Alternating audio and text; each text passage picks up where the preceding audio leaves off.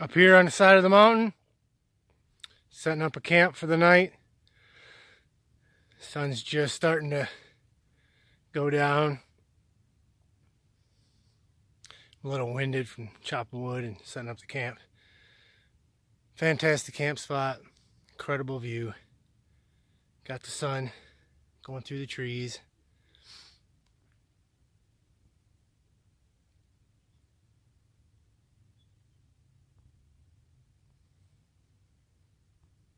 Hopefully the sunrise will be just as spectacular. Turn around this way. See the mountain behind me. All lit up. My face all lit up. Beautiful spot out here. Should be a lot more snow this time of year. Should be a lot colder. It's probably about 30 degrees right now. It'll be a little bit frosty tonight. Oh, and if you look, there's a moose watching me. See if I can point him out.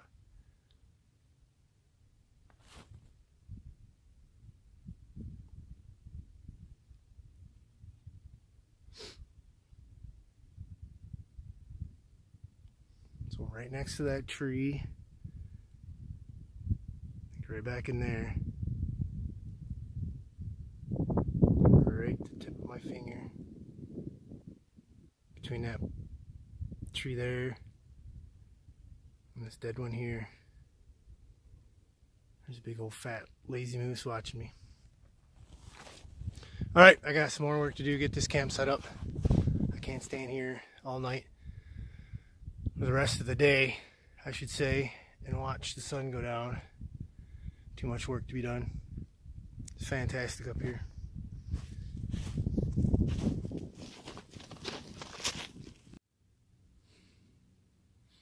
This is what you call a sunset.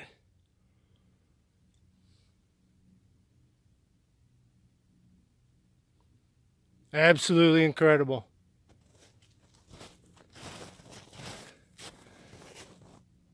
Big old orange sun going down, disappearing.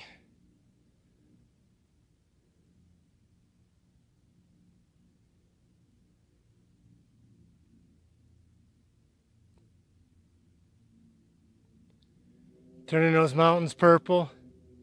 I can hear a bush plane taking off way out there. Spectacular. Turning the mountains behind me orange, purplish. That's the alpenglow.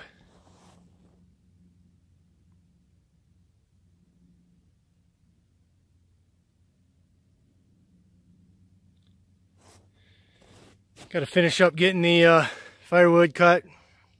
Last of the camp set up over there in the trees, and get prepared because when that sun goes down, it's going to get a little colder, a little frigid.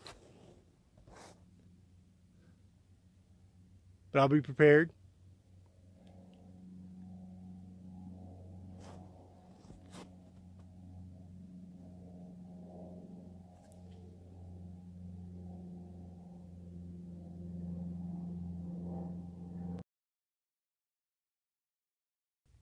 Welcome to camp. As you can see, got a nice toasty fire going. About a 4-foot log on there. I've got my kind of lean-to over here. Provides me a little bit of shelter. And got the spruce boughs down to give me a nice kind of cushioned, raised platform off the ground. Got my nice canvas bedroll, wool blanket, fantastic, ready to go for the night.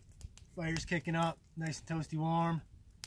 Just got done eating dinner and started off with a Swedish torch fire, and real simple, you know, an upright log, you know, maybe 2 feet, 2.5 feet, and then cut vertically to make kind of 4 pieces, but you can leave it together.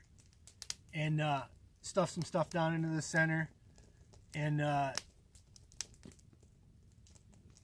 get the flame coming up, and it's like a candle. Swedish torch, Swedish candle, different names for it. Worked excellent.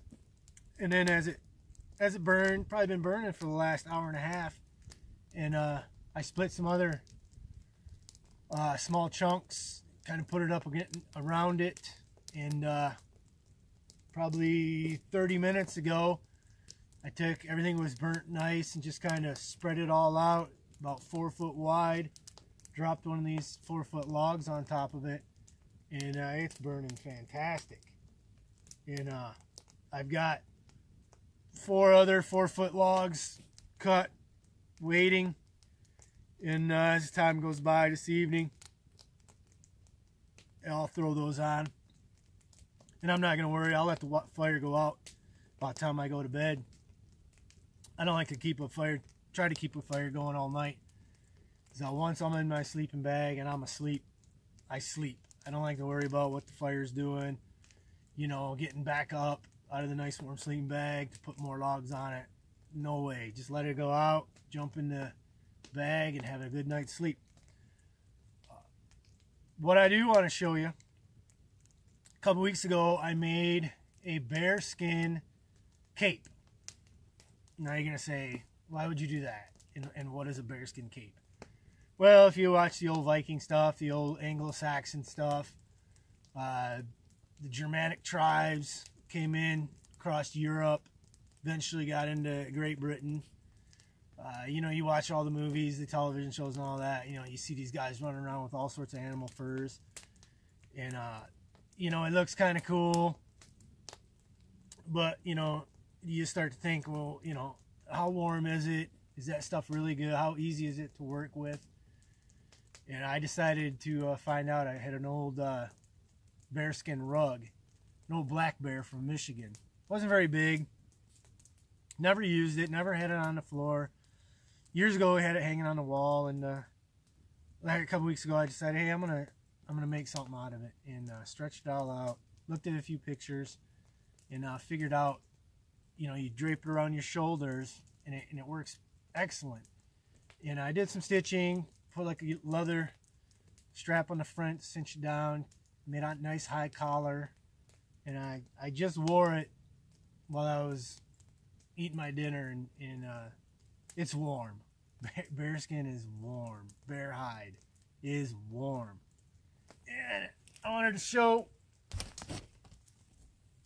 kind of what it's about. So here it is from the, if you're looking at it from the back, still has all the claws on it, still got the tail on it. And then, so when it's draped over me, it's kind of like this. Still has the claws on it, and you see this high collar. You know, and that's what keeps the heat in around the neck and everything. And it's got a nice felt liner, you know, so that feels nice. Add a little bit of warmth. But this thing is ridiculously warm. You know, I sat out here with just that little fire. I was eating a dinner, just enough of that fire coming off the top of that log to basically boil water. And you know, I'm just sitting out here with this on over my shoulders, kind of loosely buckled, you know, and I'm wearing a nice heavy-duty wool sweater, and I was, you know, super warm. And it's probably, you know, below 30 degrees, probably, you know, 28 degrees out right now. So yeah, this is my little craft project from a couple weeks ago, and it turned out great. I'll throw it on real quick. Makes me feel like a berserker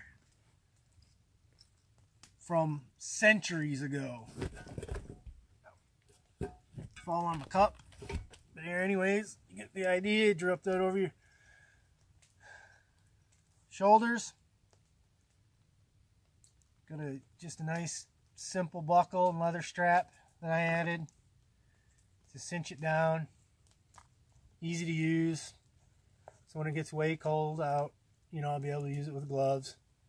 Just collar, kind of tucks around. You can get your chin right down in there, you know.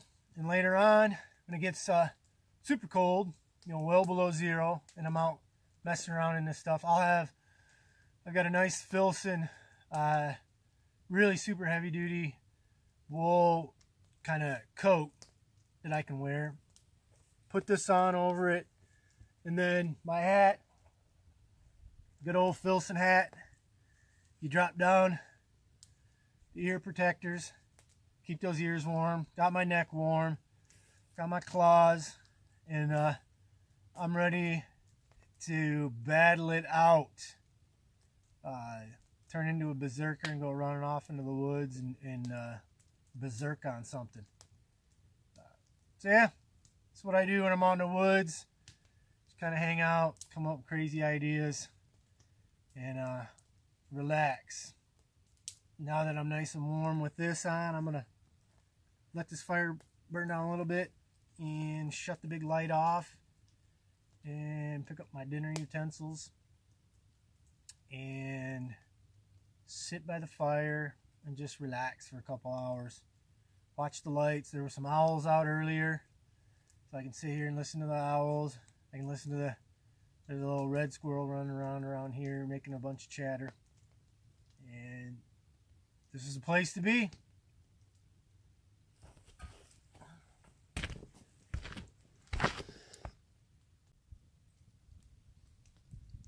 Get a nice video of the camp. The fire going. And here's the lean-to. And that is my winch rope coming from the front of the vehicle. There is the Defender 90. So the winch rope comes up over top of it. That's the back of it. Comes across, hooks to that big birch tree, and I can make my lean-to off of that. Excellent. I can do this wherever I want, as long as there's a tree. You know, I can have a really nice lean-to. And you stack up the birch boughs. Not the birch boughs, the spruce boughs. Make you a nice, comfortable little nest. And you got the nice canvas bedroll, wool blanket. There's my extra socks, my dry socks to put on. And there's my bear hide cape. I'm not going to sleep in that. I'll roll that up and probably use it for a pillow. I'm going to try that out. Have a nice bear hide pillow. But you can see, nice cozy camp. And I just happened to be camping at a spot. I didn't even know this was here until I got up here. This is a giant wooden raised platform. You know, for like a wall tent. Would have been here. It's an old hunting camp. I don't think it's been used a couple years. There was about 2 inches worth of dirt and old junk from the forest all over it. I had to shovel it off for quite a bit. There's the night's camp. Nice and cozy. Simple. Everyone should know what's in the case. That's bear protection. It's not the warmest part of winter yet. It's kind of warm for this part of November. And we don't have a lot of snow, so I'm sure there's bears running around where they probably shouldn't be this time of year, instead of in their caves, in their snow caves, or wherever hibernating. So, got to be prepared, got to be protected.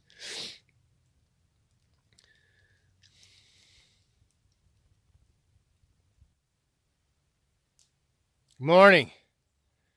Made it through the night. Slept nice and toasty warm. It's morning time here in Alaska. Actually, it's late morning. It's past 9 o'clock.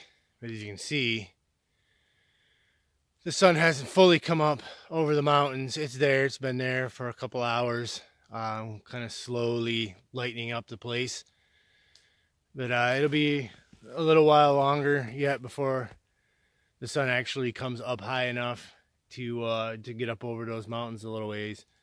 And then as the day progresses, the sun moves along that mountain range that way, and then ends up setting like you saw last night way over there. Oh, sometime around 4:30, 5 o'clock. And we're definitely on the downswing of the darkness from here until, you know, winter solstice. We lose minutes upon minutes upon minutes of light each day quite quickly. But for now, you know, we got enough light during the day to play around and get out and explore and still have some fun. And it's, you know, once the sun goes down, it's cold. And even night wheeling, getting the rigs out on the trails after dark, it gets tough because it's cold. The darkness is one thing to deal with, but then you're down into, you know, normally well below, you know, 30 degrees, 20s, 15s by this time of year. It's just, you know, a lot warmer this time this year. But yeah, here we are. Pretty good sunrise action. Got a nice roaring campfire already this morning. I'm getting ready to cook up some bacon. So got the campfire nice and hot for that. Very peaceful night. Little bit of fresh snow. You see the fire. You see the camp set up. Stayed dry, stayed warm. So you got a little bit of snow. Nothing too bad. Now I can sit and enjoy some bacon. No better way to do this. Cook up some bacon in this morning. Enjoy the peace and quiet and the solitude. Warm up some water for some coffee. Really super quiet. Got a red squirrel that calls this place his home. Chatters at me every once in a while. I think he's telling me to get out of here. Some of the sounds last night, had a couple owls early on in the night. And then there's a slight breeze a couple times during the night. I only woke up, I think, twice, just for a few minutes. Slept great, slept long. But interesting thing about owls, you know, I sat here for probably a good 2 hours listening to a couple owls, you know, and they would move and you'd hear them far away and then you'd hear them closer up. And at one time, I had to stop. Owls make incredibly crazy noises. It's not just the traditional hoot. You know, you listen to an owl and I don't know if they become agitated or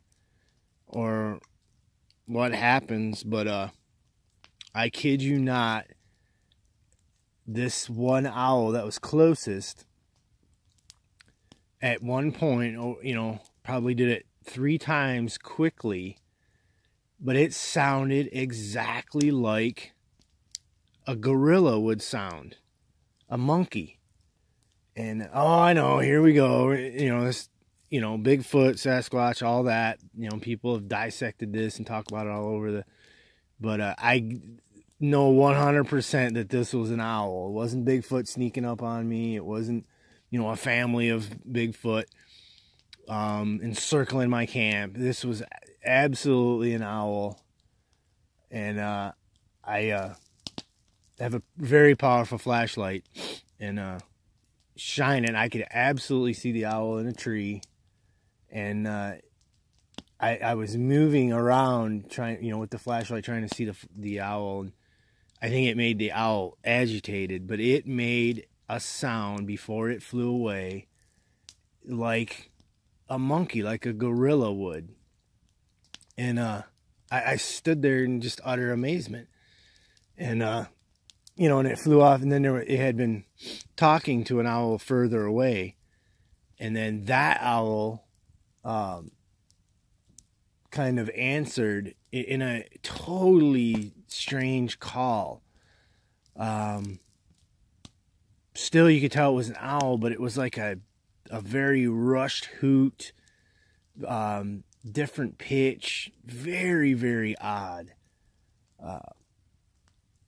So yeah, I had to stand there for a minute or two and just take it in, and realize that out here in nature, animals can make noises that we don't usually hear, we don't expect to hear. And a lot of people jump to different conclusions, things they hear and see in the woods. But this definitely was an owl, and it made some crazy noises. Not as crazy as how well this bacon is going to taste. I may even, once I get my coffee made, I may even dip this beautiful bacon right into the coffee, just to give the coffee a nice bacon taste. Excellent. There we go. We finally got the sun peeking up over the mountains over there. It's about 10 o'clock in the morning. Finally getting some full-on sunshine. You can see behind me, it's hitting the mountains. It's going to warm things up nicely. Just, the last 30 minutes it got really, really chilly, which normally always gets really cold before the sun comes up. And now that the sun comes up, here in a little bit, it'll start warming things up. Breaking camp right now, packing up the Defender, and getting ready to go do some wheeling.